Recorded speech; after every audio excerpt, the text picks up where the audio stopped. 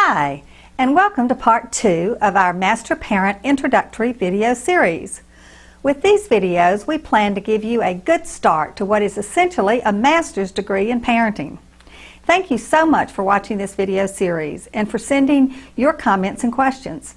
It's Steve's and my goal to create a movement that changes the national conversation about parenting young adults. Welcome to the Parenting Revolution. This video is part 2 of our free 3-part Master Parenting series. If you're watching for the first time, you may want to go back and watch video 1 first. The title of that video is How to Get Your College Student to Act Like a Grown-Up. I hope you were able to apply something small from the first video to your relationship with your children right away. Here's what we learned. Steve introduced us to Grown Up Mountain. Grown Up Mountain is a child's long journey from being completely dependent on their parents' care, emotionally, physically, financially, to being willing and able to take care of him or herself. Adolescence through the college years is a steep climb for our kids. Yes, it's our kids' mountain to climb, but we do have a role, a nurturing role, in helping our kids climb Grown Up Mountain.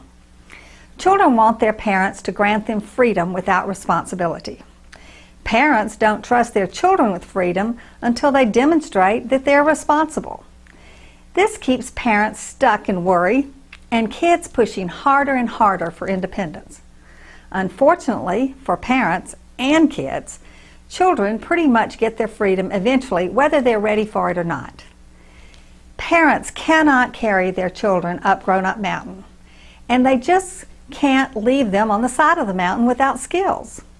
But as Steve said in the last video, parents can be intentional about making a conscious decision about when we exercise control in order to keep our child out of danger, and when to expose our children to the consequences of their own actions so they'll learn from their mistakes. This is simple, but it is not easy. Consequences are the best teachers for young adults. When they stop listening to us, they'll still listen to consequences. A consequence is not the same as punishment. A consequence is the natural, logical, and maybe even inevitable result of making certain decisions. You can start small and build as your children learn their climbing skills. Now, that does not mean they won't need help from time to time. They will get in cracks and crevices along Grown Up Mountain that need a more advanced level of training to navigate. This is where we can teach them all of the resources out there that are available to them, like professors, career counselors, trainers. The college years are the best time for your children to start seeking out the advice of trusted professionals who will give them unbiased opinions of how to climb their mountain. Steve and I came together because we saw a large gap in the resources available to today's parents of college kids. As parents of college students of young adults, we know that the college years present parents with one of the best opportunities to redefine how to parent our children. It's a pivotal time in our family's life. It is a time when we especially should become intentional about the way we parent our children so they will have the self-confidence and skills to successfully step out into the world after the college years. As you give up control, as you allow them to climb on their own, you want them to be motivated to get to the top. They have to want to conquer that mountain. They have to be motivated to do it without us pushing them the entire way. It's time for you to talk with Steve again. He'll take you through the first of 3 gifts we can give our children so they will be self-motivating. Steve? Thank you, Janet, and welcome back. Let's talk about motivation. A few parents have kids who motivate themselves, but most parents have a hard time getting their kids to be proactive and get things done. Kids delay. They procrastinate. They don't seem to recognize the importance of deadlines. Parents push, they nag, they demand. They may even bribe their kids. This creates tension on both sides. Children see parents as overbearing and controlling. Parents see children as irresponsible and not capable. And the more parents push, the less children are likely to push themselves. This is the opposite of what parents are going for. There has to be a better way. What if there was a way to instill motivation in our children? What if there was a way to get college-age kids to do things for themselves? As it turns out, there is. 30 years ago, researchers Edward Deci and Richard Ryan founded a field of study called self-determination theory. Self-determination theory. Today, Deci and Ryan are the most cited or quoted researchers when academics talk about motivation. Their landmark article on self-determination theory has been cited 13,000 times in other research studies. Deci and Ryan identified 3 needs people have that determine whether or not they are motivated to complete a task. Note that these 3 needs don't just apply to college students. They apply to everyone. Today, Janet and I will present these 3 needs as the 3 gifts we can give our children that will motivate them. Are you ready to find out what they are? Okay, let's get started. The first of these gifts is autonomy.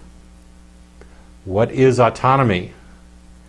Autonomy is allowing your children to have the freedom to decide for themselves who they are and what they will do. Who they are, what they will do. I know that sounds scary, but hear me out. The college years are the very best time for kids to discover who they are and what they want to be. And it's a trial and error process.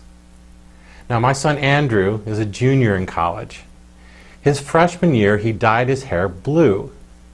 Well, he tried to. It actually came out green. His sophomore year, he grew his hair long and had a ponytail. But he didn't like having to take care of long hair. So who knows what the rest of college will bring. And my wife, Jamie, and I winced. Jamie tried to talk him out of it. But eventually, we realized that this didn't have anything to do with us. He was trying to decide who he was and where he fit in on campus. His hair got him attention, and he was experimenting with his identity. Apparently, he's a hipster, whatever that means. Now, Jamie and I could have played it differently and created a lot of conflict and drama, but he assures us that he won't show up to his first job interview after college with a mohawk.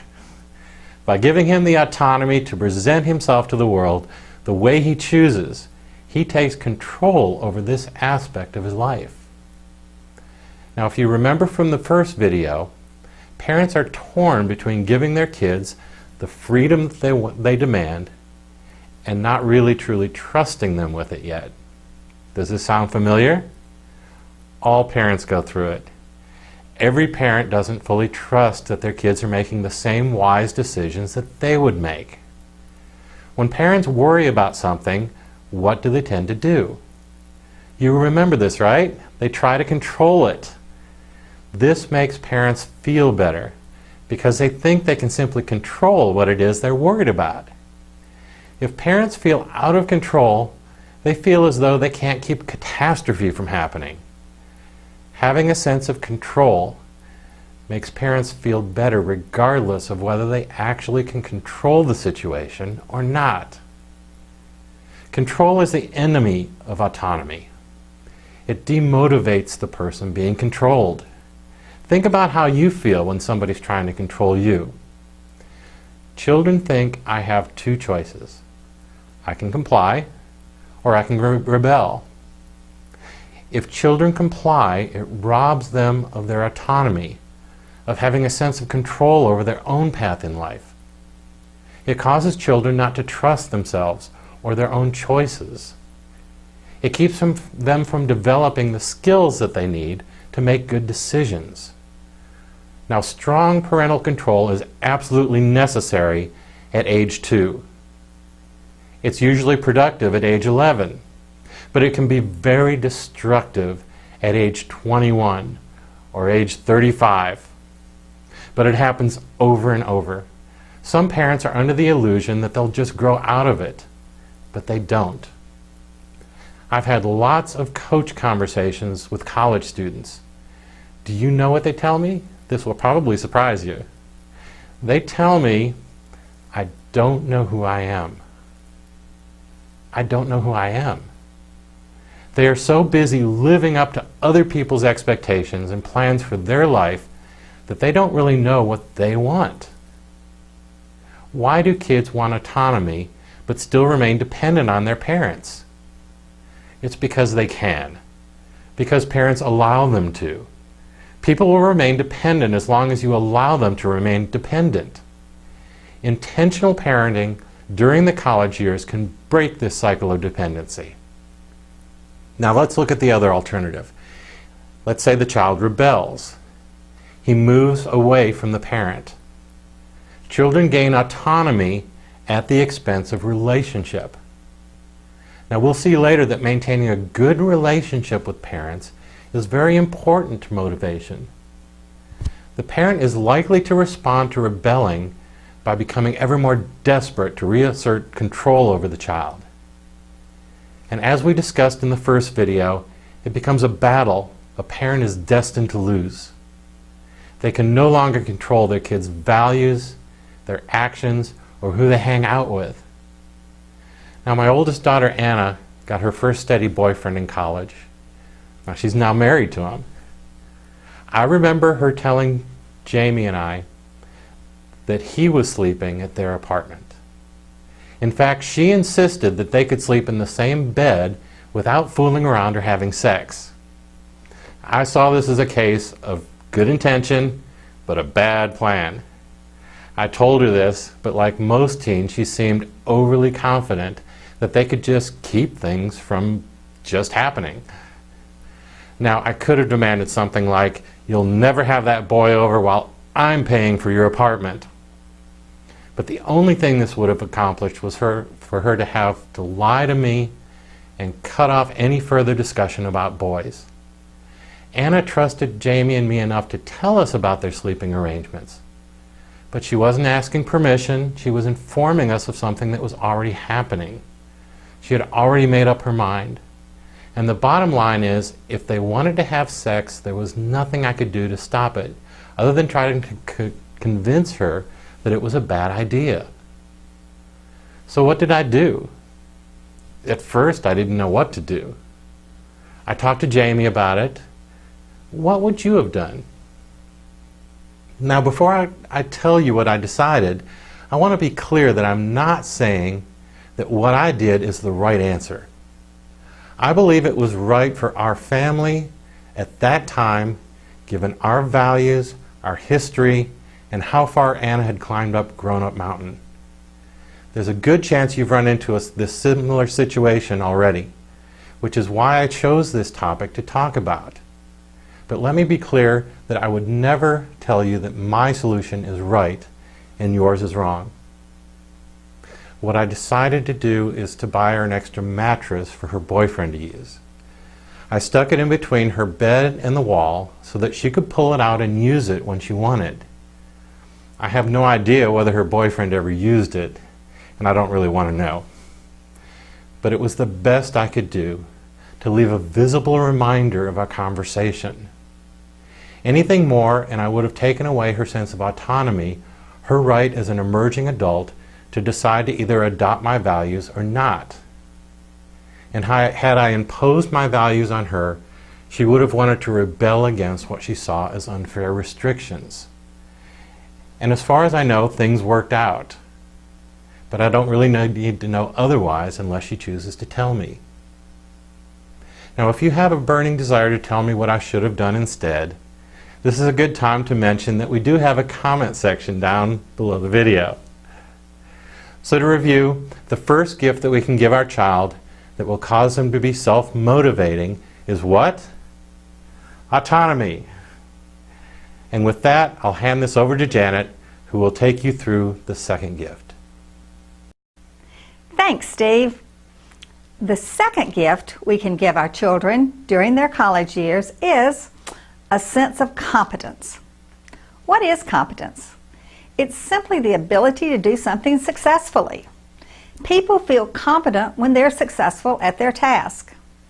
How do you feel when you try to do something, but you believe that you're incompetent at it? Does it motivate you?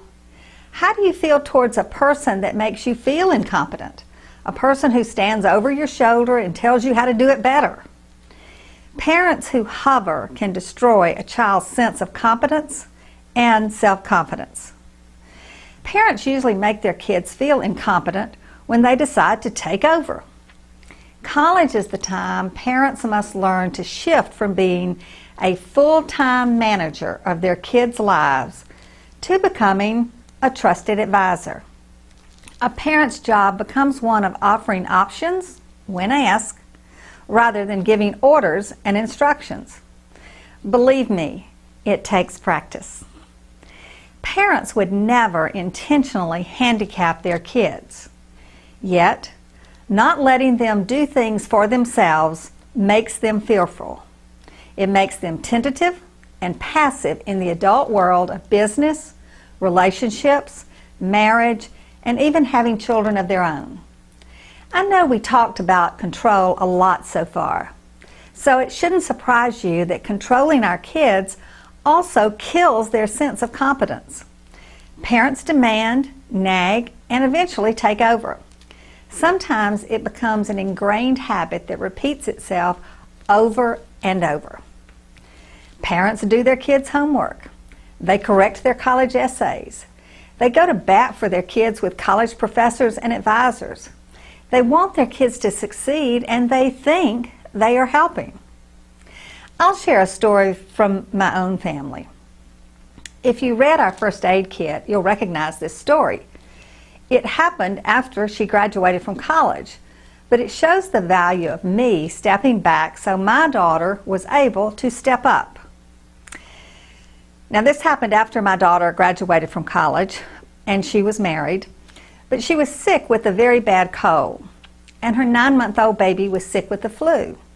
Now, my immediate mom reaction was to abandon my job, rush to her side with chicken soup, clean up her house, and do whatever she needed whenever she needed it. She needed her mom. Yet, something inside of me told me to resist the urge I had to help. I realized if I took care of her, I would be denying her the satisfaction that comes from taking care of herself and her new baby. I also would be denying her husband the opportunity to care for her and their new baby, thus drawing them closer together. But more importantly, not having him resent me, the mother-in-law, for always coming in to rescue his family and denying him the opportunity to save their day and be the hero. Later that day, I was looking through my Facebook news feed and found this post from my daughter. And it said, quote, "Sick mom plus sick daughter equals rock star dad. Making me little chicken noodle soup like my mom used to do, late night trips to Kroger, watching sick baby to let me sleep, and the list goes on and on. I'm so thankful for Brian taking great care of his girls these past few days." That made me feel great. I actually think this flu strengthened their marriage. It was one of the bad things they had to go through together and gain the self-confidence that they can do it. So often we as moms want to rush to save the day. But should we not step back and A, wait to be asked, or B, let our children learn they can save their own days and thus feel like and become capable, competent adults? I stepped back, thus allowing her and her husband to lean in, and the world did not stop turning. She didn't love me less. She's okay, and I'm okay. She might never know what I did for her. She might even blame me for letting her struggle. But it's all part of being a parent. It's why being a mom is different from, and more important than, being a best friend. The funny thing about these instances is that they can be so subtle that we can miss the opportunity if we are not being intentional. Parents are used to rushing to the rescue, but adult children need to learn to rescue themselves if they are ever to learn the climbing skills they need to reach the summit of Grown Up Mountain. So parents have a choice to make. The first alternative is to try to do everything for our children. Now this makes parents feel better because parents can generally make better decisions than their kids, but it disempowers the kids. There's nothing that says you can't do it louder and clearer than I'll just do it for you. The second alternative is for parents to let their children do what they choose, but to warn them, you're going to be so sorry beforehand. Then the parents can tell them, I told you so afterwards. The message becomes, maybe you'll listen to me the next time. Unfortunately, this also gives the message of, you can't do it, and kills their sense of competence. The third alternative, and the one that preserves their sense of competence, is this. The parent offers options. They let the child decide, assuming that choice doesn't put them in danger. They show confidence that their child can do it, even if it's not what the parent would do, or how the parent would do it. They avoid I told you so's. Again, parents have to pick their battles. Parents can and should speak up when avoiding the consequences of a decision is important enough that it's worth the risk of making their child feel incompetent. But for those smaller decisions, try saying one of the statements from our parents' first aid kit. Do you remember those? They were, what do you think? I have confidence you can figure this out.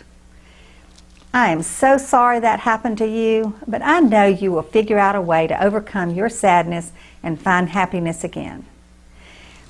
I can't tell you what to do, but I will be glad to share some options for you to consider so you can make your own decision. All of these statements affirm to your child that he or she is capable and competent. So just remember this. Good judgment comes from experience. Experience comes from bad judgment. I'll repeat that. Good judgment comes from experience. Experience comes from bad judgment. To review, the first gift we can give our child that will cause them to be self-motivating was what? Autonomy. The second gift we can give our child that will cause them to be self-motivating is what? Competence. And with that, I'll turn it back over to Steve for the third gift. Thanks, Janet. The third and final gift we can give our child that will cause them to be self-motivating is, drumroll please, relatedness. What is relatedness? Deci and Ryan define it as the need to feel that we belong and are connected with others. For our purposes, it means that parents and children are in a connected, loving, and supportive relationship, and that the kids are important to the family, that they belong. Now, how do parents maintain just the right kind of relationship with their kids during the college years? How does one parent balance their desire to dote on their child with their spouse's desire for hands-off parenting? So many people tell parents today to let go during the college years. But what exactly are parents supposed to let go of? This is so important. We talked about letting go of control. So we do need to let go of some things. But we don't need to let go of our connection with our kids. You're still their mom. You're still their dad. Your kids have lots of friends, but they need you because your relationship with them is unique and irreplaceable. You can still be there for them, there as a parent and not just as a friend. Now we'll talk more about what that means in our upcoming webinar. But you can walk alongside them up Grown Up Mountain. You can grab them if they're about to walk off of a cliff. You can give them options while allowing them to pick their own path. And yes, you can be with them when being a grown-up gets to be too much for them to handle. Sometimes being a grown-up is too much for us to handle too. It seems that the national conversation around parenting young adults is whether or not to let go. Instead, let's shift the conversation to what we want to let go of and what we want to hold on to. Researchers have found that even infants are more internally motivated when they're securely attached to their parents. Other researchers have found that students who experienced their teachers as cold and uncaring were unmotivated to complete their assignments. In order for children to get motivated, they need to feel secure and supported. They need to believe that parents care for them. Feeling connected to parents allows children to explore with confidence, knowing that their parents will be there to provide support. The same principle applies when young adults feel more connected to friends, teachers, and co-workers. By encouraging their kids to maintain connections with other trusted adults, parents can leverage their own connectedness into a strong support network for their kids. This means parents don't have to do it all on their own. What a relief! When children feel supported by their parents and like they belong to the family, they're more willing to engage their parents in discussions about issues where they may disagree with their parents. This is where all three gifts come into play: autonomy, competence, and relatedness.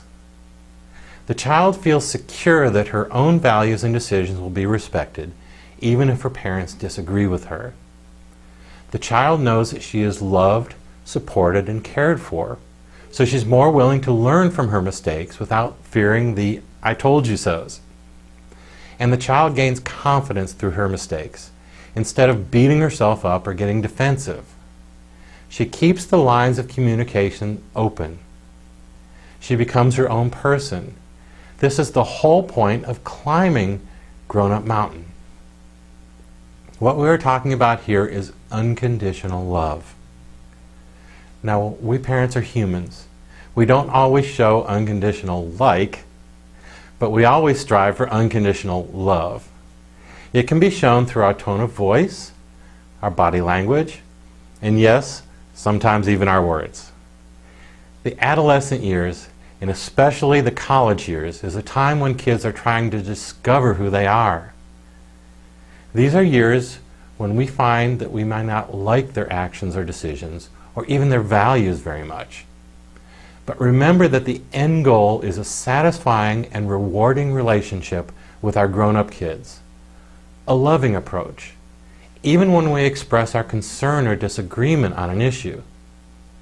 I hope keeping this in mind will help diffuse some of those difficult disagreements. My wife Jamie tends to have a more hands-on approach to our kids. She calls them way more than I do.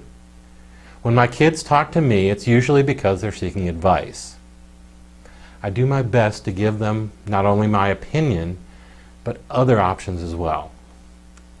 This is almost impossible when I have a strong opinion. I also do my best to let them know that the decision is ultimately theirs.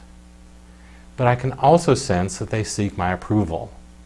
They want to know that I'm okay with their decision, and this is a good thing.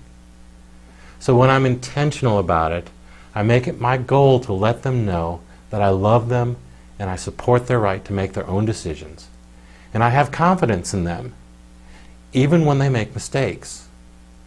It's the best way to keep them coming back to me as a trusted advisor.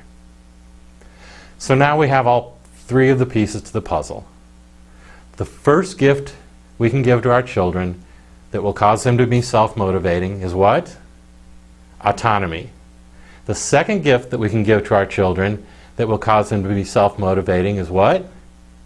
Competence. And the third gift we can give our children that will cause them to be self-motivating is what? Relatedness. And with that, I'll turn it back over to Janet to wrap things up. Thank you, Steve. What Steve and I have shared with you today is this. If we want our kids to be motivated without our constant pushing, we can give our kids 3 great gifts. 3 great gifts. First, we intentionally give them the gift of autonomy, which is the freedom for them to decide for themselves who they are and what they will do. Second, we instill in them a sense of competence, the sense that they are capable and have mastered the skills to move into the next phase of their lives, adulthood. And finally, we give them the gift of maintaining a respectful and supportive relationship with them, showing them that we still love them and that they don't have to navigate this world alone. If we accomplish this, then we give an even bigger gift to both us and our children. We get to redefine our relationship with our kids that will last for the rest of our lives. At the same time, we get to see our children be successful in life. We get to watch our kids conquer that mountain and get to the top. It can be our sweetest joy and our greatest reward. We have done our job and done it well. I hope you will find this way of looking at things to be useful. Next week, we will be sending you our final video about another burning issue between parents and college-age children. The title of video number 3 is How to Stop Giving In to Guilt. Do you ever feel guilty about the way things went down between you and your children? Do your children use that guilt to manipulate you? Have you ever given in to keep the peace, make your child happy, or to make yourself feel better, even though you know it was against your better judgment? If so, you definitely don't want to miss this next week's video. And after the video series is over, remember that we'll be giving you the opportunity for more, deeper, and more individualized help if you want it. As you know, there's a comment section right down here below this video. I want you to just take a moment to tell me how you feel, whether you're excited, offended, unimpressed, inspired. What wisdom do you have to add to the conversation? What objections do you have? What are your questions? How can this information help change your life? This is your opportunity to engage and be heard. Steve and I promise to read every comment, and we'll respond to them all. Just scroll down right now and go ahead and leave a comment. I'm looking forward to talking to you again next week, and until then, be masterful.